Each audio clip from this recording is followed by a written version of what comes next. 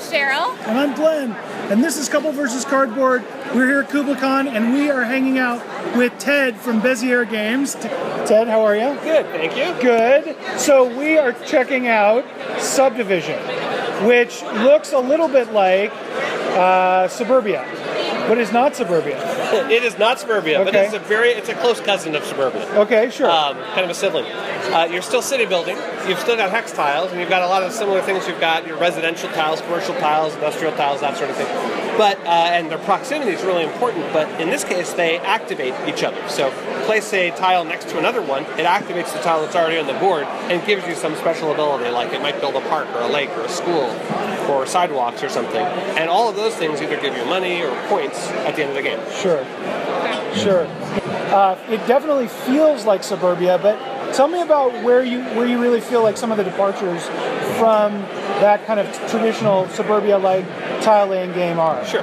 The focus here is really, in Suburbia there's definitely, you want to place it in the right place, but here, that is the game. It's really placing the tile in the right location, being as efficient as possible, being able to kind of come up with a perfect subdivision that everything meshes very well together. You're much more focused on kind of what you're building and how it works, as opposed to Suburbia, where you're thinking about how am I going to grow overall and kind of expand, and kind of, you're thinking long term there. Here, it's a smaller area, smaller subdivision. You're just trying to get the subdivision right. Basically one tile at a time. Yeah, absolutely, and it has a much quicker pace, quicker feel. It feels much more dialed in. Like, obviously we have things like sidewalks and things like that. Tell me a little bit about kind of the scale and the time and things like that. Yeah, I would say that, it's about half or even less than that, the length of Suburbia to play. Okay. It's definitely, it feels smaller in terms of, have this wide sprawling city that you might have in Suburbia. Instead, you're focused on just this contained subdivision. And unlike Suburbia, where you can kind of go off in any direction, here you kind of have a defined area that you're trying to fill in. So it's been zoned out. Basically, these parcels have been set aside for your subdivision. Now it's up to you to make it a good subdivision, better than any of your opponents. Oh, that's cool. It's very different than Suburbia. It does have the hex tiles, and it has these same sort of commercial residential things, but you have tile drafting, you have a die that determines the placement of where you're going to go, and you use money in a very different way. In Suburbia, you use money to purchase tiles. Here, you use money to basically overcome the zoning restrictions.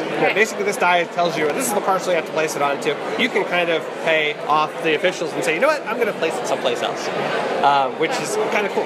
Yeah. So dice, does that scare people off? Should this scare people off? I think some people will always be scared off by dice, but that's just how it is. Although I think this is one of those things where it's fairly controlled. And the cool thing about this is everyone is affected equally. Yeah. So you roll the die, and everybody has to then place it on this particular colored spot. And you have 6 of those to choose from. If you choose not to, again, you can just pay money and not place it on there. Yeah.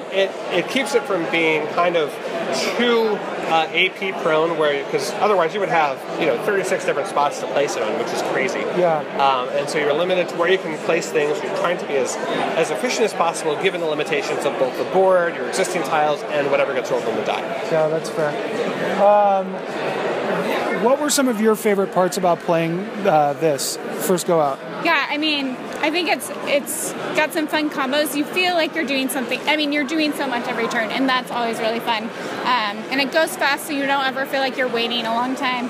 Love that about it. I thought it was really fun. Yeah, I think my favorite mechanic of this was how certain tiles, when you place them, it activates one next to it, and in activating it, it often, in most cases, it places something on the board. Yeah. So it's something else, like it's tiles that you can only get kind of by placing on the board this way. So I think it's kind of a fun play on the idea of not only am I trying to kind of do things, it's not only kind of the synergies aspect, but it's this trying to kind of get synergies that activate individual tiles. So I think that's a really kind of cool deal.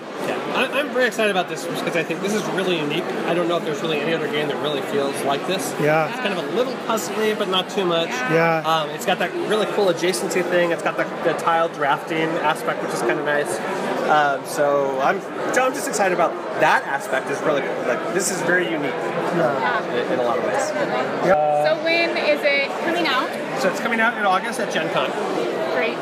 And it's going to be about how much? It'll be $50 is the retail. Oh, well, that's great. We'll look forward at Gen Con. This was fun. Subdivision by Bezier Games. We'll have more coverage of KublaCon coming at you. Thanks. Thank you.